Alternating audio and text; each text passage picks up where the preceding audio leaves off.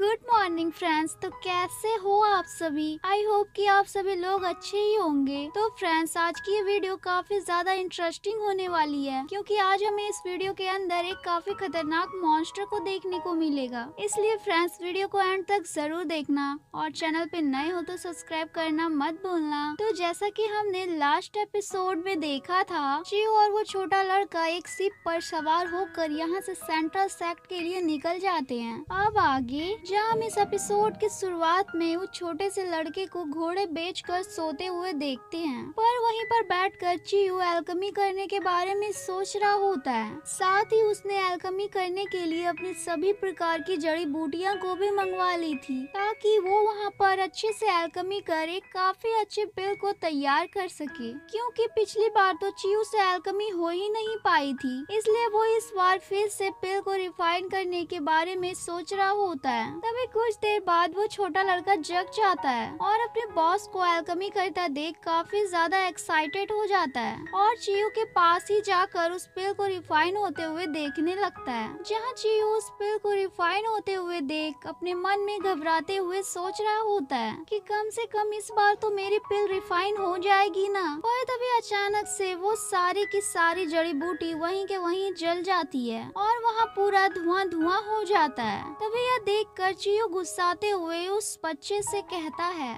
कि यह सब सिर्फ और सिर्फ तुम्हारी ही वजह से हुआ है। ना तुम मेरे पास आकर मुझे अपनी बातों में फंसाते, ना मेरी एल्केमी से मेरा ध्यान हटता। तुमने तो मेरी सारी की सारी मेहनत बर्बाद कर दी। अब ये सुनकर वो छोटा लड़का कहता है, मैं तो कब से सोया हुआ था, बस अभी कुछ देर पहले आपके पास आकर आपको एल्केमी करते हुए देख रहा था। मैंने तो अपने मुंह से अभी अपना पहला शब्द कहा है। पर बॉस मेरे पास एक आइडिया है, पर मुझे समझ नहीं आ रहा वो मैं आपसे कहूँ या नहीं। अब यह सुन चियो कहता है कि अब बोलो भी। तभी अब वो छोटा लड़का कहता है, मैं एक बार खुद से एल्केमी करने का ट्राई करना चाहता हूँ। अब यह सुनकर चियो कहता है, क्या फालतू की बातें कर रहे हो? अब यह सुनकर वो छोटा लड़का कहता है कि आपको शायद पता नहीं, मेरे पूर्वज सच में एक ग्रेट एल्केमी थे, इसलिए मैं एक बार एल्केमी को करके देखना चाहता हूँ। इसलिए प्लीज प्लीज मुझे एक बार एल्केमी करने दीजिए ना बॉस। और जो आपने मुझे पहले टेक्निक बुक दी थी ना, उसमें भी काफी सारे एल्केमी करने के बारे में लिखा हुआ था, इसलिए प्लीज बॉस मुझे बस एक बार तो ट्राई करने को दो।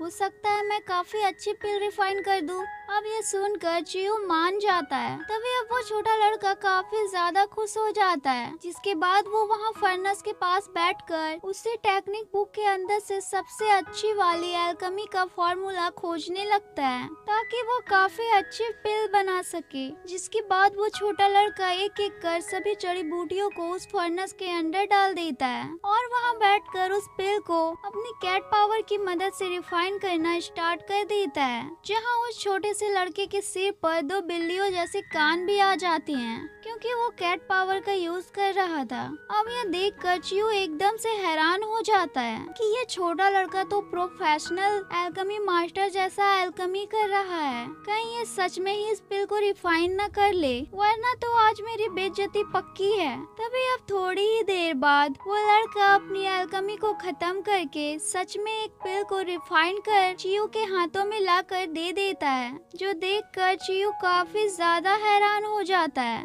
कि इस छोटे से लड़के ने इस पिल को रिफाइन कर दिया।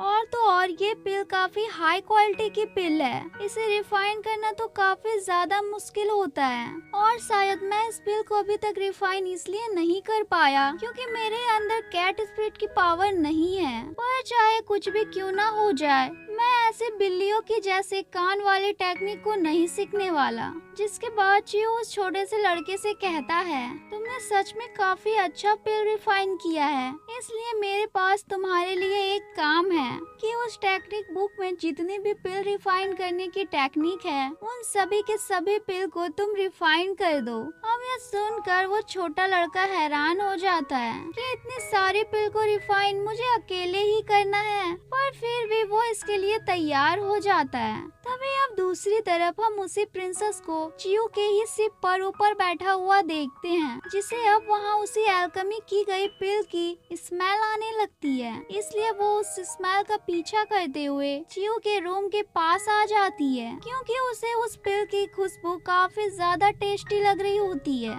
इसलिए वो उस पिल को खाने के लिए वहाँ से एक पिल को चोरी कर लेती है, जहाँ उस छोटे से लड़के ने अभी तक में ढेर सारे पिल को रिफाइन कर लिया था। और वो यह देखकर काफी ज्यादा खुश भी था, क्योंकि जब मैं ये बॉस को दिखाऊंगा तो वो तो काफी ज्यादा खुश हो जाएंगे। जिसके बाद वो छोटा लड़का फिर से और भी पिल को रिफाइन करने के लिए वहाँ पर बैठ जाता है। और अब प्रिंसेस इसी मौके का फायदा उठाते हुए उस छोटे से लड़के के रिफाइन किए गए सारे के सारे पिल को खाने के लिए चुरा लेती है। तभी अब कुछ देर बाद वो छोटा लड़का जब और भी पिल्स को वहाँ पर रखने के लिए आता है तो वो अपनी सारी कटोरियाँ खाली देखकर चौंक जाता है कि मेरी सारी की सारी रिफाइन की गई पिल्स कहाँ गई, जो मैंने इतनी मेहनत से रिफाइन की थी। तभी इतने में ही वहाँ चियो आ जाता है और वो छोटा लड़का चियो को देख वहाँ जोरों से रोने लगता है और कहता है कि किसी ने मेरे रिफाइन किए गए पिल्स को चुरा लिया है और वो जरूर अभी इसी शिप पर होगा।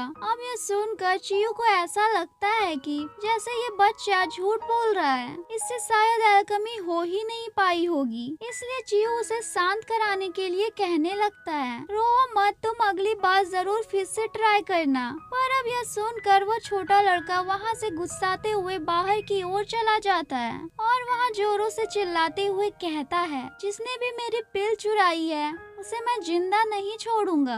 तभी हम उसी के ठीक ऊपर की ओर प्रिंसेस को वहाँ बैठकर उस पिल को खाते हुए देखते हैं, जहाँ से वो उस छोटे से लड़के की सारी बातें भी सुन रही होती हैं। तभी अब रात के टाइम वो सभी लोग वहाँ से सेंट्रल सेक्ट जाने के लिए आगे की ओर बढ़ रहे होते हैं और तभी उनकी शिप पर एक बहुत ही बड़ा ऑक्टोपस मॉन्स्टर अटैक कर देता है, जिस कारण अब वहाँ सभी लोगों में अफरा तफरी मच जाती है। अब यह सब की आवाजें सुन चियो जल्दी से वहाँ बाहर की ओर आ जाता है, जहाँ वो देखता है कि वो ऑक्टोपस मॉन्स्टर लोगों को पकड़ पकड़ खा रहा होता है। जहाँ यह देखकर चियो तुरंत ही उन लोगों को बचाने की कोशिश करने लगता है, साथ ही अपने दोनों पावरफुल ड्रैगन को बाहर निकाल सीधा उस ऑक्टोपस मॉन्स्टर पर अटैक करना शुरू कर देता है। पर तभी हम देखते हैं कि इस अटैक से उस ऑक्टोपस मॉन्स्टर को कुछ भी नहीं होता है। तभी अब वहाँ चियो की नजर उस प्रिंसेस पर चली जाती है, जो अभी भी उस पिल को खा रही होती है।